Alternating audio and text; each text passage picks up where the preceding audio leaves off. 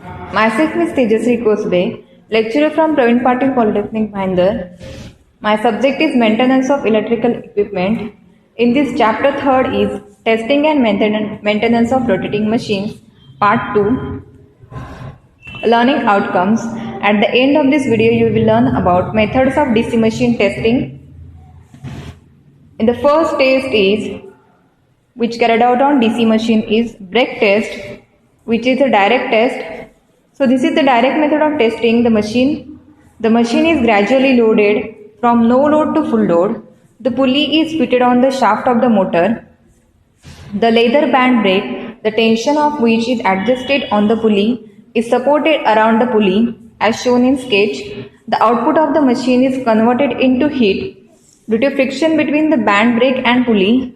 The output is wasted and therefore only small machines up to 5 kW can be tested by this method.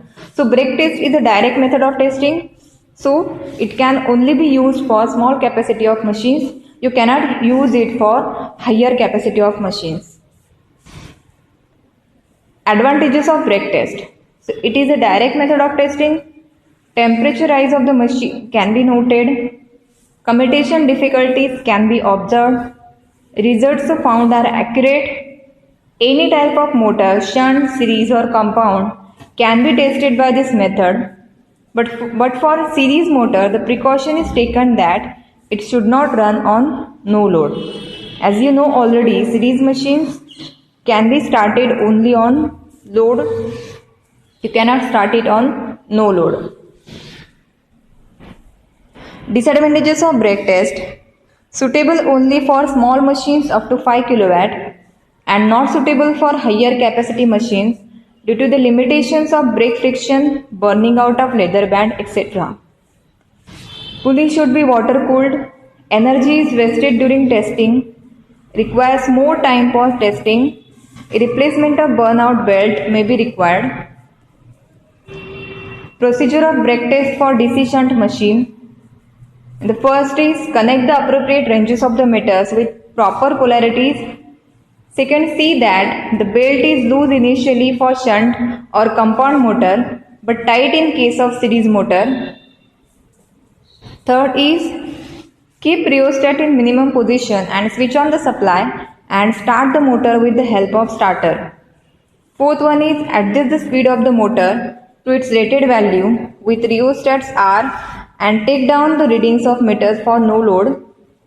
Fifth one, with the help of hand wheel, adjust the load on the brake pulley to the desired load conditions such as 20%, 40% and 100%. Sixth, keep the speed constant throughout the experiment as far as possible. Note down the meter readings and spring balance readings. See that there is sufficient water in the hollow pulley for cooling purpose. After taking the readings up to full load condition, gradually reduce the load and reduce the speed and stop the motor. Care should be taken to take the readings within a short time, otherwise there is a possibility of burning out the belt due to heat produced by friction. So hollow pulley having water inside helps cooling. As you know, in direct method of testing, energy is wasted in terms of heat. So you have to keep it cooled by water cooling. So this is the circuit diagram for brake test. In this you can see there is a water cooled pulley, two weights W1 and W2, wheel and connection. So this is for shunt motor. Next is brake test on DC series motor. One important precaution in this case of motor to be taken that at no load its speed is dangerously high as shown load speed load characteristics. In case of DC motor for speed control, starting, loading purpose, faceplate drum type controller is used. Initially it is fully inserted and then cut out gradually and run at its rated no load speed. The controller resistance is then not to be disturbed. For brake test, the pulley belt spring balance set may be used. By tightening the belt, the artificial load is applied and the spring balance reading, speed, supply size readings are taken from the brake side readings. The torque and output is found, and from the meter readings on supply side, the input is found out. So this is the arrangement for DC series motor for brake test. In this you can see there is a starter, drum controller, armature and field winding, and for loading purpose there is a water cooled pulley. Next test is calibrated machine test, which is also direct test on DC machine. So this is the direct method of testing. If one machine, say a generator, which is tested previously and whose test data is available, such as efficiency at no load, intermittent loads and full load, this generator is mechanically connected to the DC motor to be tested. An electrical load such as lamp bank is connected to the generator. The arrangement for this test is shown in figure. First of all, the motor is started with the rated voltage with the help of starter. The load on the generator is kept off. The speed of the motor is adjusted with the help of its speed regulator, that is RF. Then the generator is gradually loaded with reference to the test data already available. The ammeter voltmeter readings on respective sides are noted. So this is the observation table for this test. In this you can take readings for generator side and motor side, voltage and current for generator side and voltage and current of motor side. And calculations are output of generator, which is equal to Vg into Ig.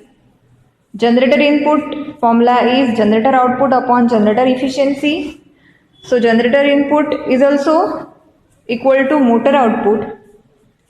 And motor input is equal to Vm into Im, and formula for motor efficiency is motor output upon motor input into 100. Similarly, the generator can also be tested if the test result data of motor is available. So you can test the generator if motor data is available. Next test is Swinburne test, that is no load indirect method. It is indirect method of testing a DC shunt or compound motor. In this test, the machine is not loaded actually, but the machine is run at no load. Very large capacity machines which cannot be tested with actual loading can be tested by this method, and its performance characteristics is determined by using the data obtained from such test. Losses and efficiency can be found at a desired load by calculations. This test is also called as no load test or light run test. Advantages of Swinburne test: suitable for high capacity machine which otherwise cannot be tested with actual loading. Less time is required for testing. Energy is saved in testing, as energy lost during testing is much less. Therefore, excessive heat is not produced as it is the case of testing. Losses and efficiency can be computed for any load condition. Shunt and compound machines can be tested. Disadvantages of Swinburne test: as machine is not loaded to its full load condition, its temperature rise cannot be known. Commutation difficulties cannot be studied. This test cannot be performed on series machine because at no load, the speed of the DC series motor is dangerously high, which may damage the machine mechanically. No account is taken of armature reaction, which affects iron losses. The results obtained are not correct but are approximate. So this is the indirect method of testing. The results obtained by these methods are approximate, not much accurate as in direct method of testing. So this is the circuit diagram for Swinburne method of test.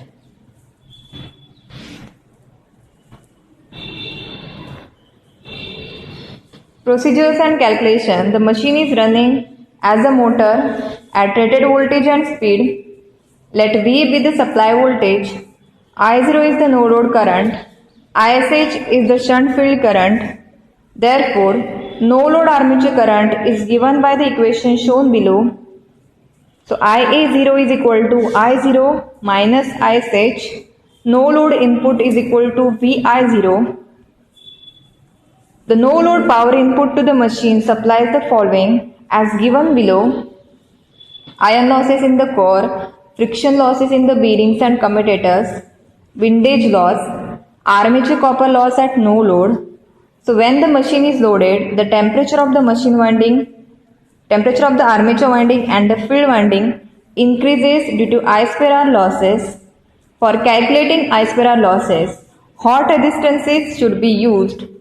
A stationary measurement of resistances at room temperature of T degrees Celsius is made by passing a current through the armature and then field from a low voltage DC supply. Then the heated resistance allowing a temperature rise of 50 degrees Celsius is found.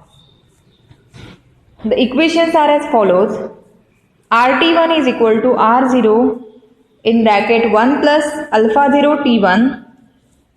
RT1 plus 50 degree is equal to R0 in bracket 1 plus alpha 0 in bracket T1 plus 50 degree, where alpha 0 is the temperature coefficient of resistance at 0 degree Celsius. Therefore, RT1 plus 50 degree is equal to RT1 1 plus alpha 0 in bracket T1 plus 50 degree upon 1 plus alpha 0 T1.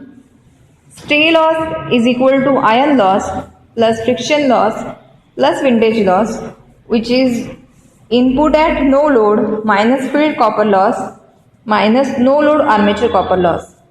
So you can write it as VR0 minus PF minus PA0 is equal to PS. Also constant losses, PC is equal to no load input minus no load armature copper loss. So PC is equal to PS plus PF. If the constant losses of the machine are known, its efficiency at any other load can be determined as follows. Let I be the load current at which efficiency is required.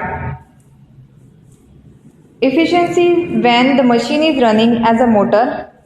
So motor input is equal to VI. Armature copper loss is equal to IA square RA is equal to I minus ISH bracket square RA. Constant losses is equal to PC. Therefore, the total loss is given as total losses is equal to I minus ISH square into RA plus PC. The efficiency of the motor is given below, which is given by input minus losses upon input is equal to VI minus I minus ISH bracket square RA plus PC upon VI.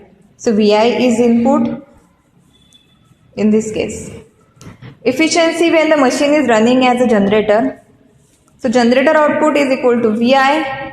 Armature current is equal to IA, which is given by I plus ISH. Armature copper loss is equal to I plus ISH bracket square into RA. Constant loss is PC.